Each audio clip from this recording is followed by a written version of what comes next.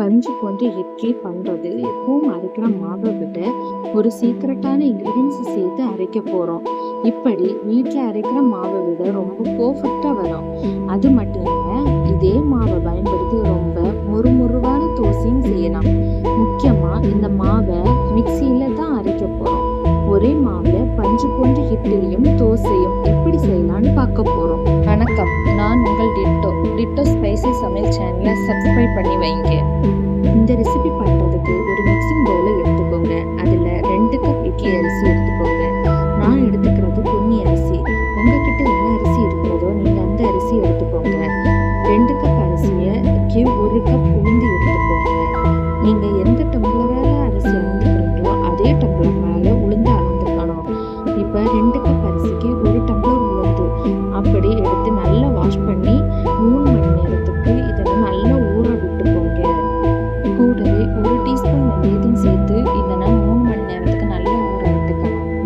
3 மணி நேரம் ஆனதுக்கு அப்புறம் திருப்பி ஒரு வாட்டி கூட நம்ம அலசிக்கிட்டு மிக்ஸி ஜார்ல போடணும். இப்ப 3 மணி நேரம் ஆயாச்சு. இப்ப நம்ம ஊற வச்ச உளுந்தை எடுத்து மிக்ஸி ஜார்ல போடணும். இப்ப முதல்ல உளுந்தை தான் அரைக்கணும். உளுந்து அரைச்சதுக்கு அப்புறம் தான் அரிசியை போட்டு அரைக்கணும். இப்ப உளுந்து முதல்ல போட்டுக்கிட்டு மிக்ஸி ஜார்ல கூடவே கொஞ்சோண்டு கல் உப்பும் கூட ஆட் பண்ணிக்கணும்.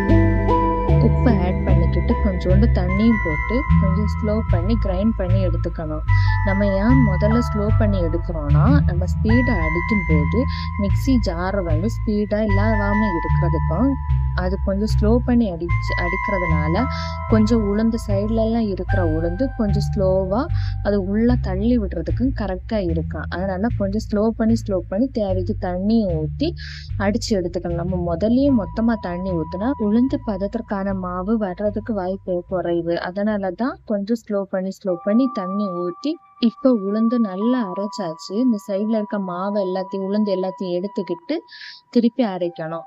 உளுந்து நல்லா அரைச்சாச்சு. அரைச்சதுக்கு அப்புறம் நம்ம எடுத்து வச்சிருக்க பாத்திரத்துல இந்த உளுந்து இடணும். இப்ப பாருங்க, இந்த உளுந்துக்கு பதம் வந்து இப்படிதான் இருக்கும். தண்ணி அதிகம் இல்லாம கெட்டியா இருக்கும். இப்ப அதே பாத்திரத்துல மிக்ஸி ஜார்ல கொஞ்சம் நம்ம எடுத்து வச்சிருக்க அரிசியை போடணும். அரிசிக்கு முதலே தண்ணி ஊற்றக்கூடாது. கொஞ்சம் ஸ்லோ பண்ணி தான் தண்ணி ஊற்றணும். இப்போ எடுத்து வச்சிருக்க அரிசி எல்லாம் மிக்ஸி ஜார்ல போட்டுக்கிட்டு இதையும் உளுந்துக்கு அரைச்ச மாதிரி கொஞ்சம் ஸ்லோ பண்ணி தான் அரைக்கணும். ஏன்னா இந்த மிக்சியில போடுறதுனால அரிசி முழுமையாட்டு இது வந்து அரைஞ்சு கிடைக்காது. கொஞ்சம் நொரன்னு தான் இருக்கும். அதனாலதான் கொஞ்சம் ஸ்லோ பண்ணி தண்ணி ஊற்றி கொஞ்சம் ஸ்லோ பண்ணி அரைக்கணும். அரைச்ச பிறகு அரிசியும் உளுந்தும் முழுமையாட்டு அரைஞ்சி ஒரு பாத்திரத்துல எடுத்து வச்சிருக்கோம். இப்ப நம்ம இதை கரண்டியால கலக்க போறது கிடையாது. நம்ம கையால தான் கலக்கணும். ஏன்னா கையால கலக்கும் போது மட்டும்தான் மாவு முழுமையாட்டு புளிஞ்சு கிடைக்கும். இல்லைன்னா மாவு அவ்வளவு சீக்கிரம் புளிப்பு அது பொங்கியும் வராது. அதனால உளுந்தும் அரிசியும் சேர்த்து நல்லா மிக்ஸ் பண்ணணும். இந்த கரண்டியால மிக்ஸ் பண்ணும்போது கூட இந்த அளவு கன்சிஸ்டன்சி கிடைக்காது. அதனாலதான் நம்ம கையால மிக்ஸ் பண்ணணும். இங்கதான் சீக்கிரமாவே புளிச்சும் கிடைக்கும். இப்ப பாருங்க மாவு எப்படி பொங்கி வந்திருக்குன்னு பாருங்க. இத ஒரு தடவை கரண்டியை வச்சு ஜஸ்ட் லைட்டா ஒரு தடவை நல்லா மிக்ஸ் பண்ணிட்டு அதுக்கப்புறம் இட்லி தோசையும் செய்ய ஆரம்பிக்கலாம். அவ்வளவுதான், மாவு தயாராகி இருக்கு. இப்ப தோசை பண்றதுக்கு ஒரு சின்ன பவுல் எடுத்துக்கோங்க. அதுல கொஞ்சம் மாவு சேர்த்து அதுல கொஞ்சம் தண்ணீரையும் சேர்த்து தோசை மாவு பதத்திற்கு எடுத்துக்கோங்க. ஏன்னா இட்லி மாவை விட தோசை மாவு கொஞ்சம் தண்ணியா இருக்கணும். அப்பதான் தோசை டேஸ்டா. இப்ப கல்லை எடுத்து அடுப்பில் வைக்கணும். கல் நல்லா சூடானதுக்கு அப்புறம் அதுல கொஞ்சம் எண்ணெய் போட்டு ஸ்ப்ரெட் பண்ணணும். ஸ்ப்ரெட் பண்ணதுக்கு அப்புறம் கொஞ்சம் தண்ணி, கல் சூடா இருக்கா பாக்குறதுக்கு வேண்டி கொஞ்சம் தண்ணீர் எடுத்து அந்த கல்லில் தெளிக்க வேண்டும். தண்ணீர் தெளித்ததுக்கு அப்புறம் அதில் ஆவியாக போற சமயத்தில் நம்ம எடுத்து வச்சிருக்க மாவை அதுல போட்டுக்கிட்டு நல்லா ஸ்ப்ரெட் பண்ணணும். நல்லா ஸ்ப்ரெட் பண்ணி ஒரு தோசை அளவுக்கு சுடணும். தோசையில கொஞ்சம் நெய்யும் சேர்த்து அதை நல்லா முருகல் தோசை போட்டு எடுக்கணும். இப்ப தோசை ரெடி.